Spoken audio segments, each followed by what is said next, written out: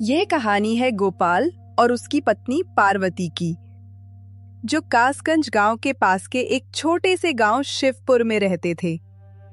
गोपाल एक मेहनती किसान था, जिसका जीवन पूरी तरह से मॉनसून और उसकी जमीन पर निर्भर था। पार्वती हर कदम पर उसका साथ देती थी, उसकी हिम्मत और सहारा थी। लगातार 2 साल तक मॉनसून रूठा रहा। शिवपुर के खेतों में दरारें पड़ गईं और गोपाल की सारी मेहनत रेत में मिल गई। एक शाम टूटे हुए मन से गोपाल घर लौटा।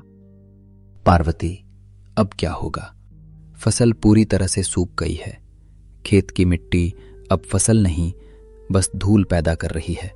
सारा कर्जा सिर पर चढ़ गया है। हिम्मत मत हारो स्वामी, अभी हमारा शरीर सलामत है तो हम फिर से खड़े हो सकते हैं। अन्नदाता पर विश्वास रखो। विश्वास तो है, लेकिन खाली पेट से कैसे कहूं कि इंतजार करो? बच्चों के लिए खाने का इंतजाम भी मुश्किल हो रहा है। कल हमें जमींदार को कुछ पैसे भी देने हैं, वरना वो घर तक आ जाएगा। जमींदार की चिंता मत करो, मैं उनसे बात करूंगी, लेकिन आपको खेती छोड़कर कुछ और सोचना होगा।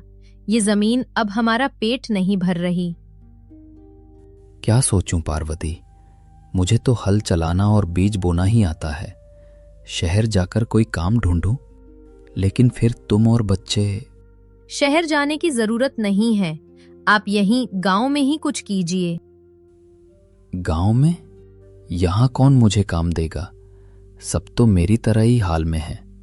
काम करना नहीं है, काम शुरू करना है। आप मुझे बताओ, जब भी गांव के लोग सुबह या शाम को एक जगह बैठते हैं तो सबसे पहले किस चीज का जिक्र होता है? जिक्र? चाय का और गर्मा गर्म नाश्ते का। लेकिन यहां तो कोई अच्छी दुकान ही नहीं है। जो एक छोटी सी दुकान है, वो भी बस बिस्किट और टॉफी रखती है। बस यही तो मैं कह रही हूँ। शिवपुर गांव बहुत बड़ा है। यहाँ से रोजाना कितने लोग मंडी जाते हैं, कितने मजदूर काम पर निकलते हैं। उन्हें क्या चाहिए? सुबह की गर्मा गर्म चाय और कुछ चटपटा नाश्ता। चाय और नाश्ता? तुम क्या कहना चाहती हो? हम ढाबा खोलते हैं स्वामी, एक छोटा सा साफ सुथरा ढाबा। आप स्वादिष्ट चाय बनाना जानते हैं और मेरी कचौड़ियाँ, जब से ब्याह हुआ है सब कहते हैं कि मेरी कचौड़ियाँ गांव में सबसे अच्छी बनती हैं। कचौड़ियाँ? हाँ, तुम्हारी कचौड़ियाँ तो वाकई बेमिसाल है। लेकिन ढाबा, उसके लिए पैसे कहाँ से आएंगे? हमें एक छोटा सा स्टॉल चाहिए। पतीला, कढ़ाई, तेल, आटा, सब। हमारे पास जो थोड़ा बहुत गहना रखा है, मेरी दादी का दिया हुआ चांदी का कंगन, हम उसे गिरवी रख देंगे। ये वक्त है, हमें खतरा उठाना होगा। खेती ने जो दिया सो दिया, अब हमें अपने हाथों पर भरोसा करना होगा। तुम सच कह रही हो पार्वती, तुम मेरी शक्ति हो। कल सुबह ही मैं गांव के मुखिया जी से बात करूंगा। उनसे पूछूंगा कि कहीं कोई छोटी सी जगह मिल जाए जहां मैं एक ढाबा लगा सकूं। अगर जमीन ने धोखा दिया है तो अब हमारी मेहनत और तुम्हारी कचौड़ियों का स्वाद ही हमें बचाएगा। हम इस ढाबे का नाम रखेंगे गांव का ढाबा। अगले दिन गोपाल ने गांव के मुखिया बलराम सिंह से मुलाकात की और उन्होंने गांव के चौराहे पर बरगद के पेड़ के नीचे एक छोटी सी खाली जगह दे दी। पार्वती ने अपना कंगन गिरवी रखा और उस पैसे से गोपाल ने एक पुरानी सी ठेला गाड़ी, जरूरी बर्तन और कच्चा माल खरीदा। पार्वती देखो, ये ठेला गाड़ी तो बहुत हिलती है, कहीं कचौड़ियाँ बनाते समय गिर ना जाए। आप चिंता मत कीजिए स्वामी, मैंने इसे ईंटों से सहारा दे दिया है। आप बस चाय का पानी चढ़ाओ। मैंने आलू उबाल लिए हैं और ये देखिए कचौड़ी का मसाला। मेरी माँ कहती थी मसाले में प्यार मिलाओ, स्वाद अपने आप आएगा। तभी उनका पड़ोसी रमेश वहां आता है, जो रोज सुबह मजदूरी के लिए शहर जाता है। अरे गोपाल भाई, ये क्या शुरू कर दिया? दुकान लगा रहे हो? खेती छोड़ दी क्या? रमेश भाई, खेती ने साथ छोड़ दिया तो अब गांव का ढाबा खोल रहा हूं। चाय और पार्वती की खास गर्मा गर्म कचौड़ियां। आज पहला दिन है। पार्वती भाभी की कचौड़ियों का तो क्या कहना। शादी के बाद से मैंने खाई नहीं। मेरी किस्मत अच्छी है कि आज यही मिल रही है। एक चाय और 4 कचौड़ियां लगाना जरा। जल्दी करना, मेरी बस का समय हो रहा है। देखा, पहला ग्राहक। ये शुभ संकेत है। अभी 2 मिनट रमेश भाई, ताजी कचौड़ियां तल रही हूं। गर्मा गर्म खाओगे तो मजा आ जाएगा। जैसे ही कचौड़ियां कढ़ाई से बाहर निकली, उनकी खुशबू पूरे चौराहे पर फैल गई। चाय की महक भी हवा में घुल गई। अरे वाह गोपाल, सच कह रहा हूं, ऐसी कचौड़ी मैंने शहर के बड़े ढाबों पर भी नहीं खाई। मसाला एकदम ताजा और इतनी खस्ता, और चाय भी कड़क। अब तो मेरी रोज की पहली सवारी यही रुकेगी। इतने में गांव के कुछ और लोग, जिनमें सरपंच के बेटे महेश और शिक्षक दीनदयाल जी भी शामिल थे, खुशबू से खिंचे चले आए। अरे गोपाल काका, ये क्या खुशबू है? पूरे चौराहे को महका दिया। क्या बन रहा है? महेश बेटा, ये पार्वती की स्पेशल कचौड़ियां हैं। गांव का ढाबा शुरू किया है। एक प्लेट लगाओ और दीनदयाल जी के लिए भी चाय नाश्ता। गोपाल, तुमने बहुत अच्छा काम किया। मैं तो रोज सोचता था कि सुबह की पाठशाला शुरू करने से पहले कहीं अच्छी चाय मिल जाए। ये बदलाव गांव के लिए बहुत अच्छा है। लेकिन ध्यान रखना, साफ सफाई पर कोई समझौता नहीं। जी गुरुजी, साफ सफाई मेरी पहली प्राथमिकता है। सुनो, हमें दाम भी ऐसे रखने होंगे कि गांव के गरीब से गरीब मजदूर भी आराम से खा सके। नफा कम हो लेकिन लोग रोज आएं। सही कहा तुमने। शाम तक गोपाल और पार्वती ने सोचा भी नहीं था कि उनका पहला दिन इतना सफल होगा। शाम होते होते ठेले का सारा माल बिक गया। गोपाल, हमने सोचा था कि हम सिर्फ कुछ पैसे कमाएंगे, लेकिन आज की बिक्री तो सच में बहुत अच्छी रही। हमें जमींदार को कुछ पैसे लौटाने लायक आमदनी हो गई है। हाँ पार्वती, ये तुम्हारी मेहनत और कचौड़ियों के स्वाद का चमत्कार है। हमें कल के लिए और ज्यादा सामान खरीदना होगा। अब एक ही चिंता है। क्या? ये जमींदार मुरारी लाल, वो हमारा काम देखकर कहीं जल ना जाए या कोई नई मुश्किल खड़ी ना कर दे। वो तो सबको दबाकर रखने वाला एथलीट है। अभी ये सब मत सोचो। आज हमने एक नई राह खोली है। अब बस आगे देखते जाओ।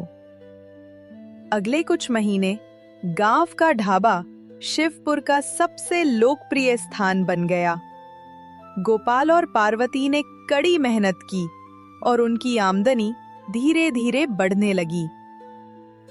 उनका ढाबा अब सिर्फ एक ठेला नहीं, बल्कि एक छोटी सी टीन की छत वाली दुकान बन गया था। इसी सफलता ने जमींदार मुरारी लाल का ध्यान खींचा। गणपत, क्या तुम देख रहे हो?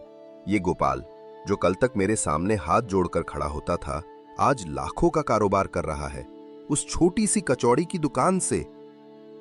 जी जमींदार साहब, उसकी कचौड़ियों में स्वाद तो बहुत है। गांव के सारे लोग वहीं जाते हैं। स्वाद बकवास। ये जमीन किसकी है? ये जमीन मेरी है। बरगद का पेड़, ये गांव का चौराहा, सब मेरा है। इसने बिना मेरी इजाजत की यहां दुकान कैसे लगा ली? मुखिया जी बलराम सिंह ने उसे जगह दी थी मालिक। वो जमीन तो... बलराम सिंह, वो तो सिर्फ दिखाने का मुखिया है। असली जमींदार मैं हूं। अब सुनो गणपत, तुम जाओ और गोपाल से कहो कि उसे दुकान का किराया देना होगा, और किराया भी ऐसा कि वो बेचारा बस कमाता रहे और मुझे देता रहे।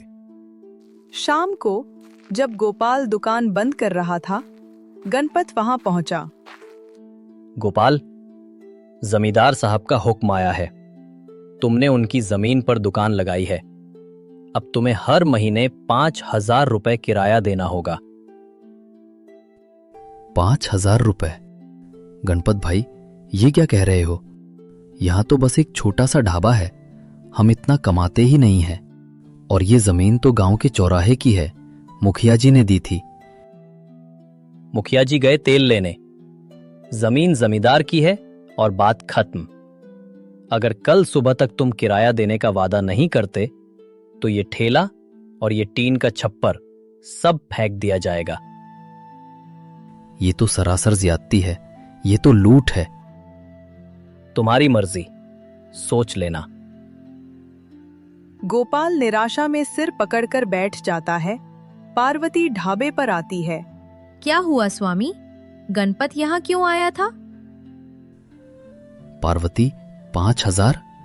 ये तो हमारा पूरा मुनाफा है। अगर हम किराया देंगे तो फिर से वहीं पहुंच जाएंगे जहां से शुरुआत की थी। नहीं, हम नहीं पहुंचेंगे। ये मुरारी लाल हमें तोड़ने की कोशिश कर रहा है। हमें डरना नहीं है, हम सामना करेंगे। कैसे? वो जमींदार है, उसके पास ताकत है, पैसे हैं। उसके पास पैसे हैं, हमारे पास गांव के लोगों का साथ है। आप याद करो, आपने अपने ढाबे पर कभी किसी मजदूर को बिना पैसे के वापस भेजा है क्या? नहीं, आपने हमेशा भूखों को खाना खिलाया है। हाँ, मैंने हमेशा ईमानदारी से काम किया है। बस यही हमारी ताकत है। कल सुबह जब सारे ग्राहक आएंगे तो आप उन्हें सारी बात बताना। देखिए, गांव के लोग आपके लिए खड़े होते हैं या नहीं। अगर हमने ईमानदारी का काम किया है तो ईश्वर भी हमारा साथ देगा। ठीक है पार्वती, कल सुबह गांव का ढाबा पर एक नई लड़ाई शुरू होगी। अगले दिन सुबह गांव का ढाबा पर हमेशा की तरह भीड़ थी। सभी मजदूर, किसान और शिक्षक दीनदयाल जी चाय कचौड़ी का आनंद ले रहे थे। गोपाल ने भारी मन से सभी से बात शुरू की। भाइयों, मैं आज आप सबसे एक जरूरी बात कहना चाहता हूं। सब शांत हो जाते हैं। कल रात जमींदार मुरारी लाल के मुनीम आए थे।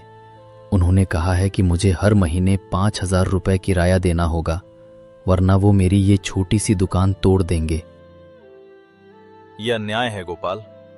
तुम इस गांव की सेवा कर रहे हो, मजदूरों को सस्ता और पौष्टिक नाश्ता दे रहे हो। मुरारी लाल गांव के विकास में बाधा डाल रहा है।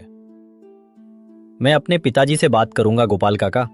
ये जमीन गांव की है, किसी एक आदमी की नहीं। लेकिन मैं क्या करूं?